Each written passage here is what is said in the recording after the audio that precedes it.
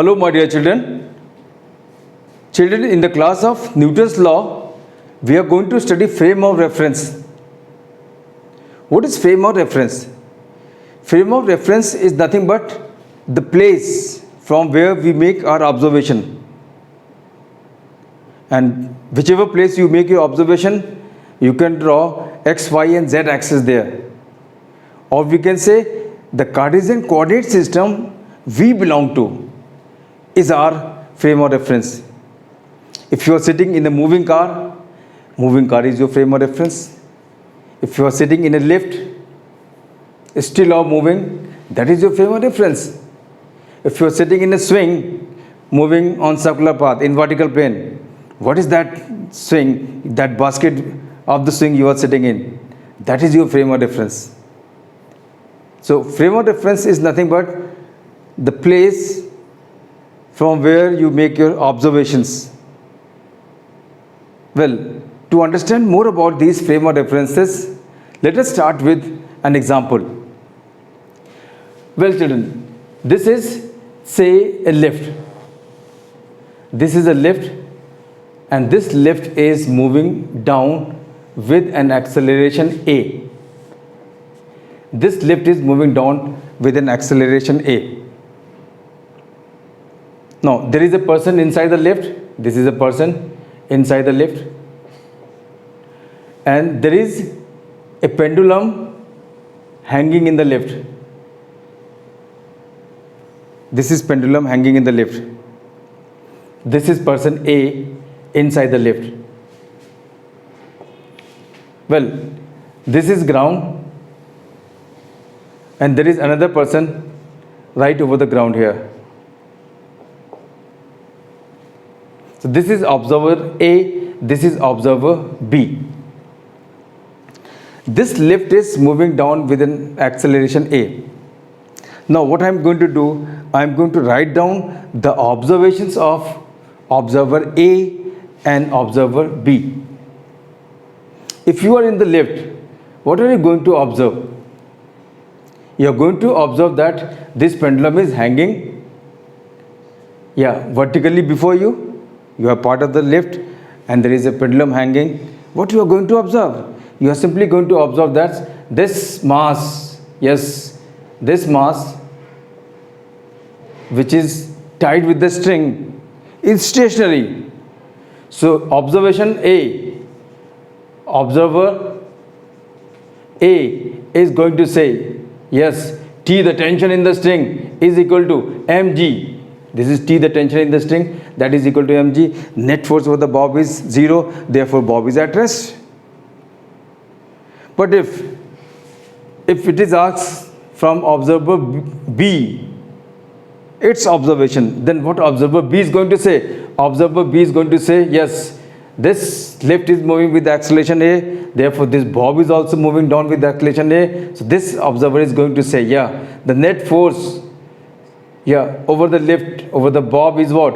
Mg minus T is net force. Mg is the force acting downward. T is the force in the string which is opposing its motion.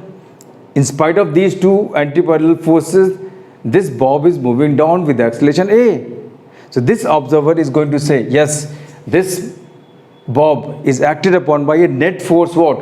Mg minus T. Sum of anti-parallel forces mg and t is what? Mg minus t, and that net force is equal to what? Mass into acceleration. Now this is observation by person B here standing here, and this is observation by observer A inside the lift. Now see the difference in the two observations. This observer says that T is equal to mg. This observer says that T is not equal to mg. Mg minus T is equal to ma. That means T is not equal to mg. So T is not equal to mg is the observation by observer B. And observer A says that T is equal to mg. Now both observations cannot be simultaneously correct, and both observations cannot be simultaneously incorrect. Either this one is correct and this one is incorrect, or this one is correct and this one is incorrect. So the fact is, yeah, this person standing above the ground has made the correct observation.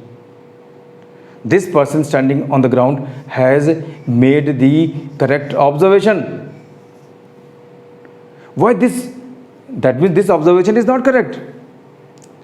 But whatever observer observes is this, but that observation is not correct.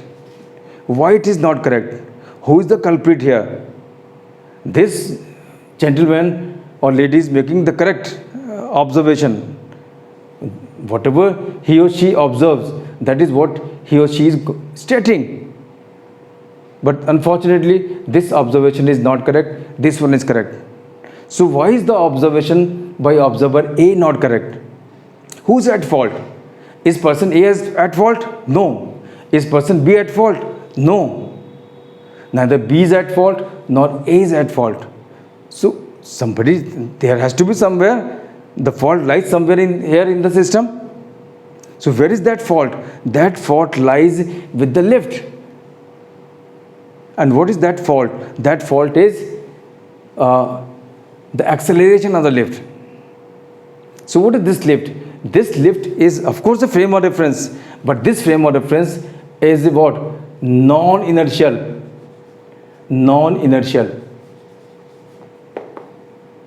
So observer A belongs to non-inertial frame of reference, whereas this observer B belongs to what? Inertial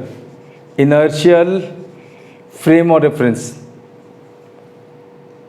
So it is because of the fact that this is inertial frame of reference, this is non-inertial frame of reference. This simply means the frame of references are of two types: inertial frame of reference, inertial frame of reference. Yeah, I'm writing frame of reference as for, and the other one is what? Non-inertial. Non-inertial.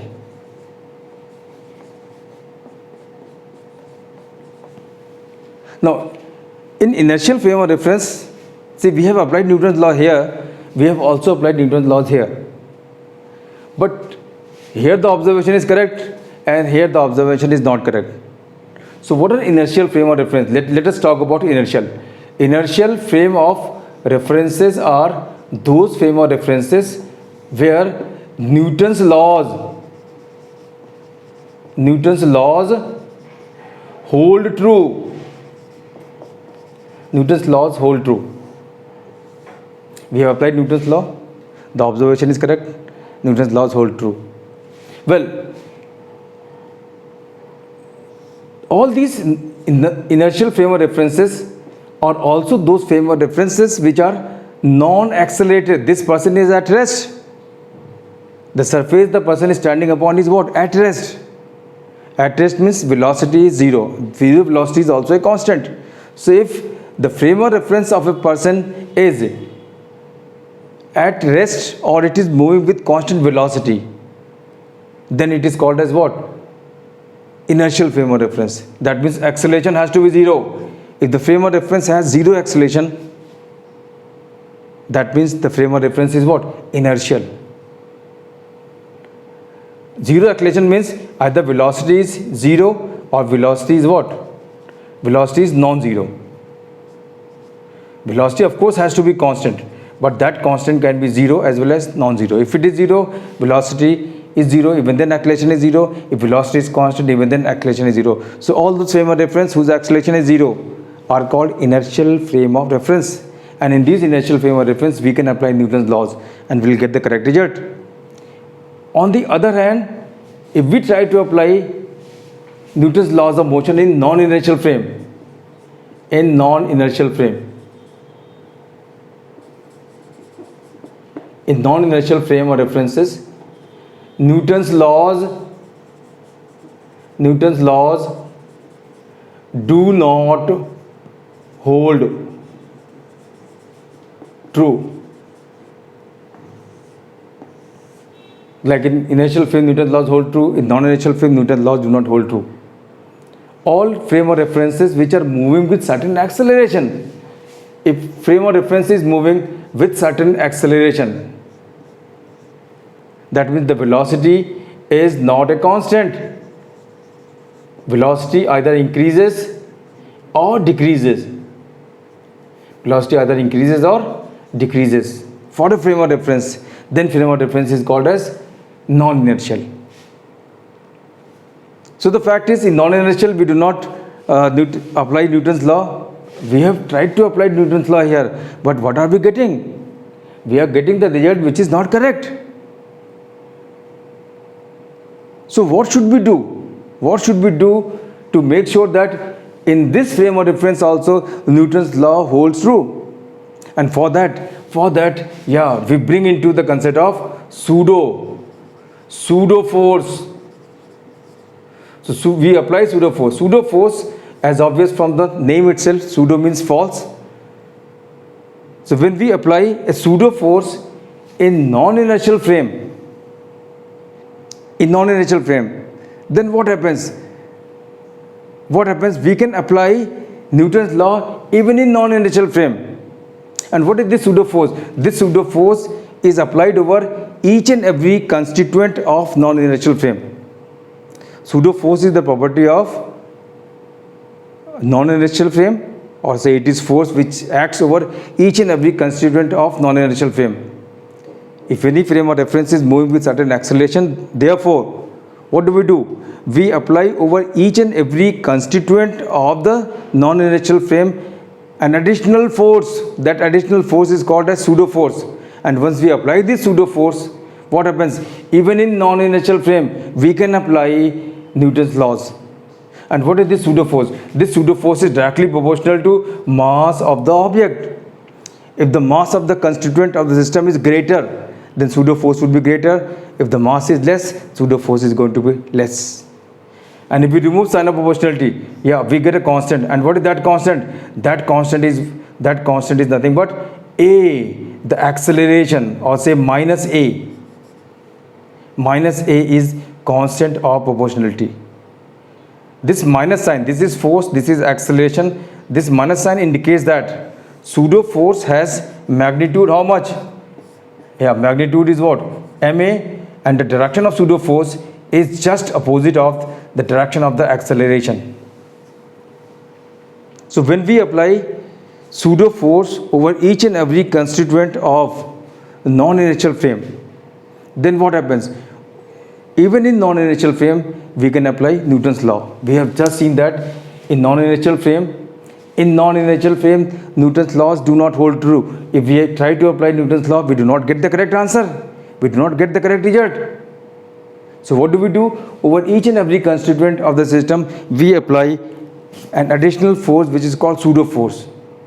And once we apply pseudo force, then we are in position to apply Newton's laws of motion. Well, pseudo force has two properties. Number one, the value of force is directly proportional to mass, and the value of force is ma. A is the acceleration of non-inertial frame, and direction of pseudo force is just opposite of the acceleration of the system. Like this frame of reference is moving downward with acceleration a. Now if we apply a force over this mass in the direction opposite of this acceleration, and this force happens to be what? ma. See, we have applied pseudo force here over this mass, which is in opposite direction. Now once we instruct this person ki, gentlemen, you have to apply an additional force ma in the upward direction. You may not be able to feel that, but you have to apply it. If the person is commanded to apply a force ma in the upward direction, and then the person is asked, what is your observation? Now the person is going to say, this bob is at rest in front of me, therefore this mg must be equal to t plus ma. This mass is still at rest. This observer is still going to observe this mass at rest. But if the person is commanded to apply an additional force ma in the upward direction, why upward? Because acceleration is in the downward direction. If this person is commanded to apply a force ma in the upward direction, then what is the observation of the person? The person is going to say, yes, mg is equal to t plus ma. It is at rest, therefore net force is 0. So force up is equal to force down. Force down is mg, force up is what? T plus ma. Now see, this observation is same as this observation. See, mg shift the sign of T, change the side of T, what do we get? mg minus T is equal to ma. This observation and this observation, both the observation become same. So remember children, in non-inertial frame, Newton's law do not hold true. So what do we do to make the Newton's law hold true in non-inertial frame? We apply pseudo force. Pseudo force is ma. For pseudo force is directly proportional to mass of the object. So force is ma, and direction of the force is just opposite of the acceleration of the non-inertial frame. And once we apply pseudo force, what happens? We are in position to apply, even in non-inertial frame, Newton's laws of motion. Well, there are several examples, infinite number of examples all around you. Like if you are sitting in your car, suppose you start your car, or you start your bike. You start your bike, you change the gear 1, 2, 3, 4. So as long you keep increasing the speed, your motorcycle is non-inertial frame. And once you move with constant velocity along straight direction, once you move with constant velocity, your motorcycle becomes what? An inertial frame. Velocity becomes constant. And if you want to stop, you apply brakes. And as long you apply brake, your motorcycle is accelerated in the backward direction. In that case also, it is what? Non-inertial frame. If your aeroplane is moving at a fixed altitude with a constant velocity, well, the aeroplane is what? Inertial frame of reference. But as long it takes off, or as long it descends while landing, it is what? Non-inertial frame. As long the speed of your car increases, it is non-inertial frame. Once the speed of the car decreases, again it is non-inertial frame. But the car, if it is moving with constant velocity, it is what? It is an inertial frame. So children, I hope what are inertial frame of reference, what are non-inertial frame of reference, that is clear to you, and also the concept of pseudo force. So over each and every non-inertial frame, we apply pseudo force over each and every constituent of non-inertial frame. So with this, we come to the end of our discussion about frame of references. We'll continue our discussions with some more numericals in the next class. Thank you very much, and God bless you all.